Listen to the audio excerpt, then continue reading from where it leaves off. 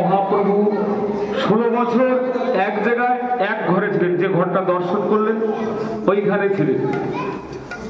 সবাই দর্শন করেছো, বিগ্রহ আছে, সবাই প্রণাম করুন, দণ্ডবোধ করুন, যার যা মনের বাসনা ঠাকুরের কাছে বলুন। যেখানে স্বয়ং মহাপ্রভু জগতের নাথ ছিলেন এইখানে গম্ভীরা মঠ। সবাই প্রণাম করো, যে যা পারো, 16 না পারো 2 টাকা পারো, অন্তত মন্দিরের জন্য সবাই মানে দান করবে। জয় নিতাই, হরে কৃষ্ণ।